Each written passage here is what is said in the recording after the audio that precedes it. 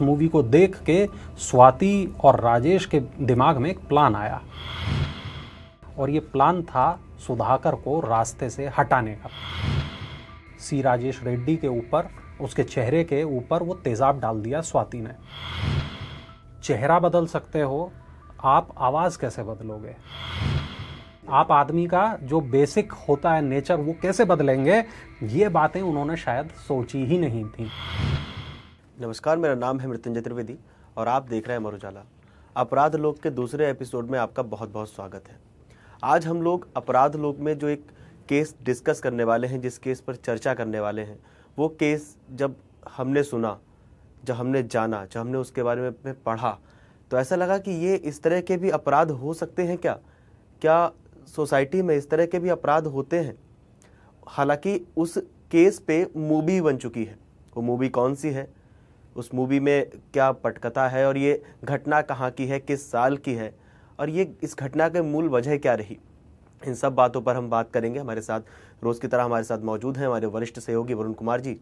उनसे जानेंगे कुछ सवालों के बारे में। हालांकि हम आपको बता दें कि ये एक कहानी ऐसी है, लव ट्रायंगल के बारे में आपने बहुत कुछ सुना होगा, बहुत कुछ मूवीज़ भी देखी होंगी, लेकिन आइए इस कहानी को जानिए, इस घटना को जानिए और ये कहानी, ये घटना अपराध में कैसे तब्दील हो गई, ये भी जानते हैं। सर, बहुत बहुत स्वागत है आपका। कहाँ का ये मामला है और ये जैसे भी कहा, कहानी या घटना अपराध में कैसे बदल गई? जी, देखिए, होता कुछ इस तरीके से कि कोई भी जो अपराध है वो दो तरीके के होते हैं जी।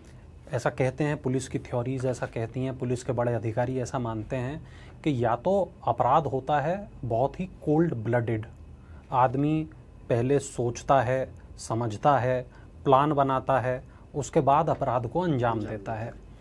कई बार अपराध होता है गुस्से की वजह से, इंसान को अचानक गुस्सा आया, उसने अपने गुस्से पर काबू नहीं रखा और एक अपराध को अंजाम दे दिया। Instant reaction. तो ये दो तरीके के अपराध मोटे तौर पर समाज में पाए जाते हैं। अब जिस अपराध की आज हम बात करने वाले हैं, ये एक कोल्ड ब्लडेड अपराध है। ये एक उस तरह का अपराध है जो आपकी हड्डियों तक को कंपा देगा। आप सोच समझ के इस अपराध को अंजाम दिया गया। जब आप इसके बारे में जानते हैं, सुनते हैं, तब आपके अंदर एक धीरे धीरे धीरे धीरे दहशत का भाव आता रहता है। आप ये देखते हैं कि कोई किस तरीके से दुर्दांत हो सकता है, कितना शातिर हो सकता है, और वो अपने एक झूठ को छुपाने के लिए किस तरह 100 झूठ बोल सकता है। वो आज अपराध की ये वो कहानी है। ये कहानी हैदराबाद की है। ये कहानी साल 2017 की है। बल्कि मैं कहूँ, इसे हम कहानी शब्द कहना बंद करें। ये एक सच्ची घटना है। सच्ची घटना है। और इस सच्ची घटना की जब हम आज बात कर रहे हैं तो आज 2024 है, करीब 7 साल पुराना ये मामला है। 7 साल पुराना मामला है तो आप समझिए कि उस वक्त इंटरनेट बहुत ज़्यादा नहीं था। उस वक्त जो मोबाइल आज 5G है, उस ज़माने में शायद 3G था। आज जिस तरीके के CCTV कैमरों की क्वालिटी है, उस ज़माने में वो नहीं थी। तो ऐसी तमाम चैलेंजेस उस वक्त पुलिस के पास थे। उसके बावजूद पुलिस ने इस कहानी को, इस केस को किस तरीके से सॉल्व किया, किस तरीके से इस केस की तह तक पुलिस पहुंची, वही अपने आप में बहुत ही रोचक है और उसी पे डिस्कस करने के लिए हम आज यहाँ बैठे हैं। मृत्युंजय जी, केस क्या है सर, कहाँ का है? हैदराबाद का केस है मृत्युंजय। 26 नवंबर 2017 को दरअसल एक मर्डर हुआ और ये जो मर्डर था, ये इसके बारे में पता ही नहीं चला, क्योंकि ऐसा दिखाया गया कि मर्डर हुआ ही नहीं है। अच्छा। तो वही कहानी है। ये कत्ल का अपराध है और एक ऐसे कत्ल का अपराध है जिसने सबको चौंका दिया, पुलिस को हैरान कर दिया, पूरे इलाके में सनसनी फैला दी। कहानी को हम दरअसल शुरू से शुरू करते हैं ताकि बेहतर से हमारे दर्शकों की भी समझ में आ सके। और इसमें 3 कैरेक्टर हैं। लव ट्रायंगल का मामला है। इसमें एक कैरेक्टर है स्वाति रेड्डी, एक उसका पति है सुधाकर रेड्डी और एक उसका प्रेमी है सी राजेश रेड्डी। तो हुआ ये कि सुधाकर और स्वाति, इनकी शादी हुई थी और 3 साल शादी को हो चुके थे। स्वाति के पास, सुधाकर के पास 2 बच्चे थे और सुधाकर के जो माता पिता थे वो उनके साथ रहते थे। यानी अच्छा खासा एक परिवार था, भरा पूरा परिवार था, किसी चीज़ की कोई कमी नहीं थी। सुधाकर का अपना बढ़िया काम चल रहा था, रुपए पैसे की भी कोई कमी नहीं थी। और सुधाकर करीब 32 साल का था और स्वाति की उम्र करीब 27 साल थी। दोनों के बीच में 5 साल का करीब फर्क था। अब सुधाकर का काम कुछ उस तरीके का था कि उसको अक्सर बाहर रहना पड़ता था। अब स्वाति अकेले रह जाती थी और अब उसे अपने अकेलेपन को दूर करने के लिए किसी की ज़रूरत थी, कोई साथी चाहिए था। अब ऐसे ही उसकी मुलाकात हुई राजेश रेड्डी से। अब राजेश रेड्डी और स्वाति की ये जो मुलाकात थी, थोड़े वक्त के बाद ही प्यार में तब्दील हो गई। दोनों को प्यार हो गया और स्वाति शादीशुदा थी, 2 बच्चों की माँ थी। वो नींव पड़नी शुरू हो गई। बिल्कुल। देखिए, जो बहुत पुरानी कहावत है कि जर, जोरू और ज़मीन जिसकी वजह से लड़ाइयाँ होती हैं, जिसकी वजह से अपराध होते हैं, तो इसमें एक फैक्टर यहाँ पर महिला का था, जिसने अगर वो ना होता तो शायद ये अपराध ना होता। अगर स्वाति यहाँ राजेश से प्यार न कर बैठती तो शायद सुधाकर की जान बच जाती। कहानी में ट्विस्ट बहुत है इसमें। तो हुआ क्या कि राजेश और स्वाति के बीच नज़दीकियाँ बढ़ने लगीं, राजेश और स्वाति के बीच अफेयर चलने लगा। अब जो स्वाति थी वो 2 बच्चों की माँ थी, उसके पास में सुधाकर के माता पिता की जिम्मेदारी थी, सुधाकर की जिम्मेदारी थी, एक हंसता, बिल्कुल 2 बच्चों की जिम्मेदारी थी, एक हंसता खेलता उनका परिवार था। मगर राजेश जो था, राजेश कुंवारा था और लेकिन राजेश जो है वो स्वाति के ऊपर फिदा था, बहुत ज़्यादा फिदा था। उसको एकदम ऐसा लगता था कि इसकी कही मैं हर बात मानूंगा, यही सब कुछ है मेरे लिए। तो उसके दिल और दिमाग पर स्वाति पूरी तरीके से छा चुकी थी। अब यहाँ पर दोनों छुप छुप के मिल रहे थे, लेकिन कहते हैं कि इश्क और मुश्क जो है वो छुपाए छुपते नहीं हैं। चाहे प्यार हो, चाहे लड़ाई हो, झगड़ा हो, दंगा हो, फसाद हो, ये आप इनको छुपाया नहीं जा सकता, कभी ना कभी उजागर हो। बिल्कुल। अब इनके दिमाग में ये था कि यार ये तो कभी ना कभी पता चल ही जाएगा कि हम दोनों का अफेयर है। अब इससे निपटें कैसे। उसी दौरान एक तेलुगु मूवी आई, तेलुगु मूवी का नाम था येवाडू। येवाडू मूवी में एक प्रसंग था और उसको देख के, उस सीन को देख के, उस मूवी को देख के स्वाति और राजेश के दिमाग में एक प्लान आया और ये प्लान था सुधाकर को रास्ते से हटाने का प्लान। अब इन्होंने क्या किया कि सुधाकर को कत्ल करने का साजिश रच ली कि भाई अगर ये जीवित रहा, अगर ये जिंदा रहा तो हम तो शादी कभी कर नहीं पाएंगे, हम तो कभी मिल नहीं पाएंगे। तो ऐसा करते हैं कि सुधाकर को जान से मार देते हैं, रिश्ता खत्म हो जाएगा। और अब उन्होंने ये नहीं सोचा कि ठीक है तलाक भी तो लिया जा सकता है, लेकिन उन्होंने दूसरा रास्ता चुना, हिंसा का रास्ता चुना, अपराध का रास्ता चुना, और वो रास्ता चुना जो आगे चल के उन्हें जेल ही ले जाने वाला था। लेकिन अब वो एक बार रास्ते पे चल पड़े, पीछे हटना उनके लिए कठिन था। इन्होंने क्या काम किया कि इन्होंने सुधाकर को सोते वक्त एनेस्थीसिया का इंजेक्शन लगा दिया। एनेस्थीसिया क्या होता है सर? एनेस्थीसिया एक दवाई होती है, एक प्रक्रिया होती है कि अगर आप किसी को एनेस्थीसिया का इंजेक्शन उस वक्त लगाया जाता है जब उसको ऑपरेशन किया जाना होता है, बेहोशी का। 2 तरीके का एनेस्थीसिया होता है, लोकल एनेस्थीसिया और एक थोड़ा उससे ज़्यादा वाला होता है। लोकल एनेस्थीसिया में उतने ही हिस्से को सुन्न किया जाता है जितने हिस्से में वो ऑपरेशन किया जाता है। आदमी अपने सेंसेस में रहता है, जागता रहता है, लेकिन उसके हाथ में, पैर में, जहाँ भी है वो ऑपरेशन चल सकता है, वहाँ दर्द नहीं पता चलता। दूसरा एनेस्थीसिया होता है वो इंसान की कॉन्शियसनेस को ख़त्म करता है, उसको वो बेहोश कर देता है, और उसके बाद मेजर ऑपरेशंस इसी तरह अंजाम दिए जाते हैं। तो सुधाकर को जो एनेस्थीसिया दिया गया वो बड़ी मात्रा का एक एनेस्थीसिया था, और सुधाकर उसके बाद अपना होश खो बैठा, वो बेहोश हो गया। अब बेहोश सुधाकर को तकिया लगा के उसके मुंह पे इन दोनों ने जान से उसे मार दिया, और न केवल जान से मार दिया, इसके बाद लाश को ये लोग ले गए महबूब नगर, और यहाँ जंगल हैं बड़ी मात्रा में, बड़ी संख्या में पेड़ पौधे हैं। उसके बाद वहाँ ले जाकर लाश को इन लोगों ने जला दिया, वापस लौट आए। 28 नवंबर को ये लोग मिले, सबूत मिटा दिए, सबूत इन्होंने मिटा दिए। लेकिन अब आगे क्या करेंगे, क्योंकि राज तो खुल जाएगा, आगे क्या करेंगे। अब इन्होंने आगे जो काम किया। अच्छा सर, एक सवाल है यहीं पे। जी, सुधाकर की मृत्यु हो गई, सवाल ये कि स्वाति और राजेश कहाँ मिले? स्वाति और राजेश मिले फिजियोथेरेपी के क्लिनिक पर। स्वाति को कुछ काम था, कोई उसको परेशानी थी, वो फिजियोथेरेपिस्ट को ढूंढ रही थी और फिजियोथेरेपिस्ट के रूप में उसकी मुलाकात सी राजेश रेड्डी से यहाँ हुई थी। खैर, तो जब ये लोग लौट आए, इसके बाद हुआ ये कि इन्होंने प्लान बनाया कि अब हम आगे क्या करेंगे, मर्डर तो कर दिया, इसके आगे बचेंगे कैसे। और ये वही प्लान है जो येवाडू मूवी देख के इनके दिमाग में आया था। प्लान ये कि अब इन्होंने खरीदा तेज़ाब खरीद के इन्होंने राजेश के ऊपर, सी राजेश रेड्डी के ऊपर, उसके चेहरे के ऊपर वो तेज़ाब डाल दिया स्वाति ने। अच्छा, इससे पहले इन्होंने बहुत प्रिपरेशन की, पूरा प्लान बनाया, तेज़ाब खरीदा, कहाँ इलाज कराना है, कितने का इलाज होगा, प्लास्टिक सर्जरी होगी कि नहीं होगी, कितने % जलना चाहिए इंसान ताकि उसका ज़िंदगी बच जाए, ये पूरा इन्होंने प्लान किया। और इसके बाद स्वाति ने फ़ोन किया अपने सास ससुर को, यानी कि सुधाकर के परिवार को, और ये बताया कि अरे आपके बेटे के ऊपर तो किसी ने तेज़ाब फेंक दिया है। अच्छा। मैं उसे अस्पताल ले जा रही हूँ। अब वो डर गए, बहुत ज़्यादा डर गए। अब वो ले गए उसको अच्छे अस्पताल ले गए। वहाँ पे सुधाकर की फैमिली ने एकदम अंधा पैसा लगा दिया कि भाई हमारा बच्चा बचना चाहिए किसी भी तरह, इसके ऊपर किसी ने तेज़ाब डाल दिया, क्या बात हो गई, क्यों डाल दिया। अब बेटे की ज़िंदगी का सवाल था भाई उनके लिए तो।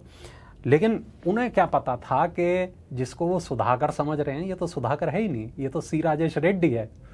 अब यहाँ देखिए, पुलिस आई, तमाम चीज़ें हुई, डॉक्टर इधर प्लास्टिक सर्जरी कर रहे हैं, उधर ये लोग इसके माता पिता ने भी मान लिया कि भाई कुछ पंगा हो गया था और हमारे बेटे के ऊपर तेज़ाब डाल दिया। अच्छा, उस वक्त इंसान बोलने की हालत में नहीं होता, वो क्या बोलेगा, पुलिस में मामला तो चला गया, लेकिन अभी फ़िलहाल उसका केवल इलाज हो रहा है, चेहरा ठीक किया जा रहा है। अब धीरे धीरे जो सुधाकर के रूप में राजेश वहाँ मौजूद था, उसकी स्थिति सुधरने लगी। मतलब उन लोगों को लगने लगा कि अब हम सुरक्षित हैं। हाँ, अब चलो दूसरा चेहरा लेके साथ में रह लेंगे। हाँ, अच्छा, उसको दिखा दिया गया कि देखिए ये सुधाकर का चेहरा था डॉक्टरों को, और इसको वैसे ही बना दीजिए। और डॉक्टर उसकी रोज़ प्लास्टिक सर्जरी कर रहे होते थे, उसको वापस सुधाकर बना रहे होते थे राजेश को।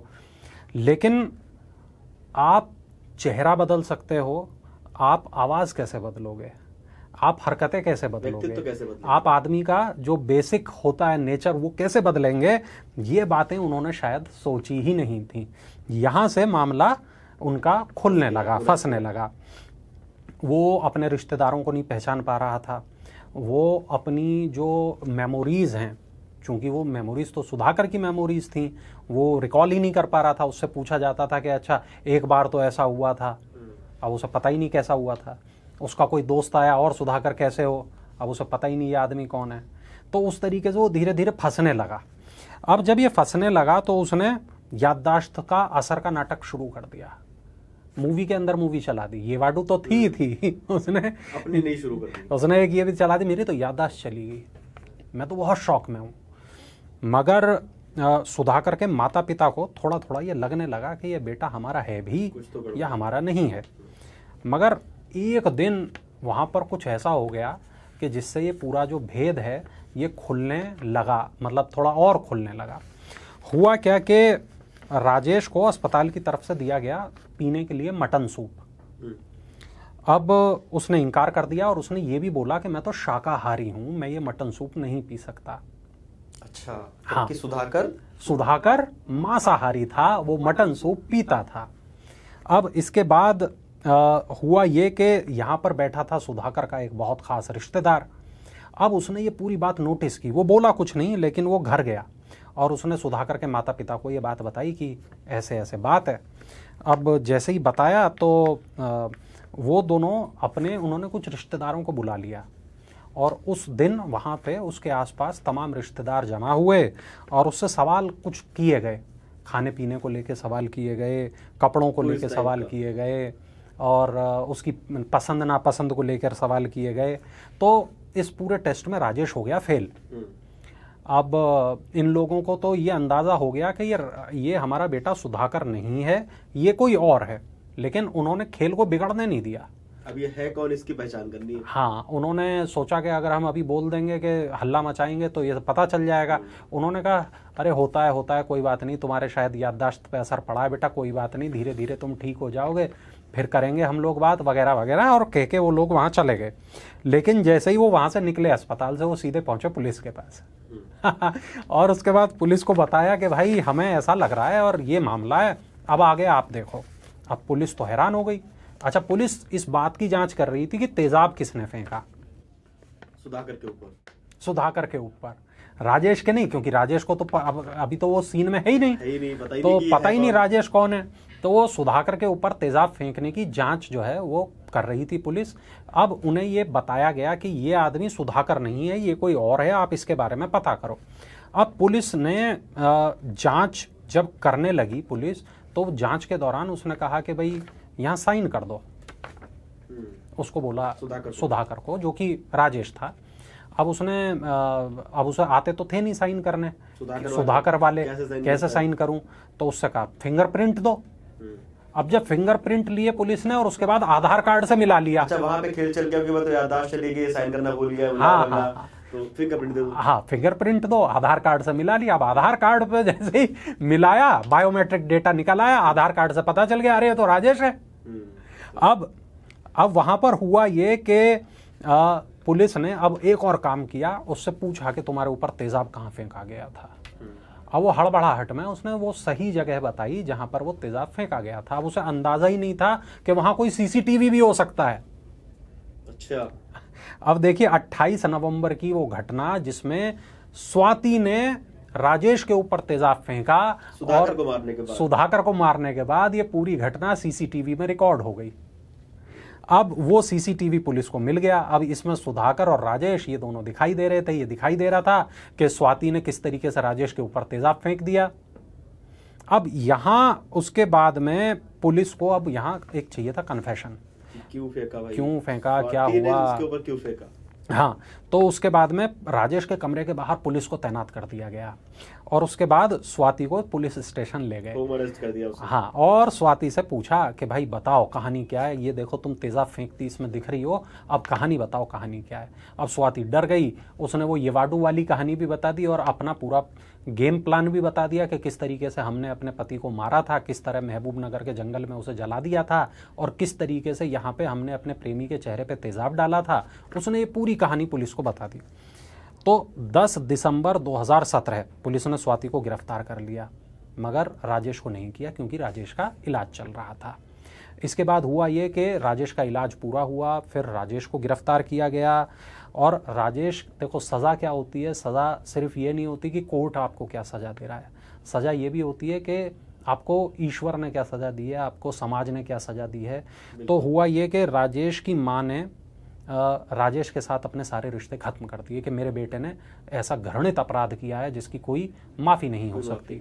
तो राजेश के पूरे संबंध खत्म हो गए अपने परिवार के साथ। स्वाति और राजेश अब दोनों अलग अलग जेलों में हैं, अपने किए की सज़ा भुगत रहे हैं और सुधाकर के माता पिता उन बच्चों को पाल रहे हैं जो बच्चे स्वाति और सुधाकर के बच्चे थे। अच्छा सर, एक सवाल, जैसे हमने बताया था शुरुआत में कि इस पूरी घटना, इस पूरी जो अपराध है, इसके ऊपर एक मूवी बनी हुई है। हाँ। वो मूवी कौन सी है? देखिए एग्जैक्ट ये नहीं कहेंगे कि पूरी इससे इंस्पायर हो गई है वो मूवी। थोड़े वक्त पहले एक नेटफ्लिक्स पर मूवी आई थी, उसका नाम था किलर सूप। उसमें कोंकणा सेन शर्मा और मनोज वाजपेयी थे। तो ये इस घटना से इंस्पायर होकर ये मूवी बनी, मगर हाँ पूरी तरीके से उसका प्रतिनिधित्व नहीं करती क्योंकि सिनेमाई आज़ादी वहाँ पर ली गई है। लेकिन हाँ उसकी थीम ये है, उसके मूल में ये कहानी है, मगर हाँ वो थोड़ा इससे अलग है। लेकिन अब आप इस केस को पूरे को देखिए, जैसे मैंने कहानी के आपको शुरू में ही बताया था, इस सच्ची घटना के शुरू में मैंने आपको बताया था कि पुलिस जब मामले की जांच करती है तो वो ये देखती है कि मोटिव क्या हो सकता है अपराध का। तो अपराध, जैसे शुरू में ही कहा, दो तरीके के हो सकते हैं, या तो सोच समझकर किए गए अपराध, एक जो भावावेश में किए गए अपराध। अब इसमें से खतरनाक अपराध, मृत्युंजय, पुलिस हमेशा ये मानती है जो अपराध सोच समझकर किए गए वो अपराध ज़्यादा जघन्य अपराध होते हैं जो कि भावावेश में किए गए अपराधों से बड़े होते हैं। ये बात कोर्ट भी मानता है, कोर्ट ने इस मामले में भी माना, इसको जघन्य अपराध माना। तमाम इस पे लंबी बहस चली, तमाम इस पे तारीखों पर तारीखें चलीं और उसके बाद जब फैसला आया तो जज का फैसला वही था, कोर्ट का फैसला वही था कि स्वाति और राजेश अब अपने आगे की ज़िंदगी जेल में बिताएंगे और अब सोचिए उन बच्चों का भला क्या कसूर जो बच्चे स्वाति और सुधाकर के बच्चे थे। अब सुधाकर के माता पिता उन बच्चों को पाल रहे हैं। एक थोड़े वक्त के अवैध संबंधों के लिए, नाजायज रिश्तों के लिए स्वाति और राजेश ने वो काम किया जिसको किसी भी तरीके से ठीक नहीं कहा जा सकता। एक इंसान की जान ले ली, उसको एक बेदर्दी के साथ उसको जान से मार दिया, और न केवल मार दिया, हत्या के सबूत मिटाने के प्रयास किए गए, एक पूरा षड्यंत्र रचा गया। तो तमाम धाराएं यहाँ पर लगी। षड्यंत्र की धारा, व्यक्ति को उसका चेहरा दे दिया, उसको घर में ले आए। बिल्कुल। तो ये अपने आप में बहुत ही कहें चौंकाने वाला अपराध था, और ये वो अपराध था जिसने लंबे वक्त तक मीडिया की सुर्खियां भी बटोरी। मृत्युंजय, चलिए बहुत बहुत धन्यवाद सर आपका इस अपराध को, इस सच्ची घटना को हमें और हमारे दर्शकों को बताने के लिए, क्योंकि ये घटनाएं हम लोग इसलिए और चर्चा करते हैं, इन घटनाओं पर डिस्कस करते हैं ताकि समाज में जागरूकता फैले कि अपराध इस तरह का भी हो सकता है। अपराध, लोग कहाँ से अपराध का थॉट ले आते हैं, कैसे आइडिया पनपता है, और शायद आपको आभास भी नहीं होता कि ये जो कृत्य चल रहा है हमारे आसपास, ये अपराध का ही एक रूप है, या ये उस अपराध की पटकथा बन रही है। इसलिए अब ये जो सच्ची घटनाएं हैं, ये जो क्राइम फाइल्स हैं, जो क्राइम की जो FIRs पुलिस तक पहुंचती हैं, वहाँ से जो हमें जानकारी मिलती है वो हम आप तक लेके आते हैं ताकि आपको आभास हो सके, आप जागरूक हो सके। बहुत बहुत धन्यवाद सर आपका, बहुत बहुत धन्यवाद हमारे दर्शकों का। आप लोगों को क्या लगता है हमें कमेंट करके बताइए, और जागरूक रहिए, देखते रहिए अमर उजाला। अगर आप ये वीडियो YouTube पर देख रहे हैं तो हमारे चैनल को सब्सक्राइब करें और बेल आइकन को दबाना ना भूलें। अगर आप Facebook पर ये वीडियो देख रहे हैं तो हमारे पेज को लाइक करें।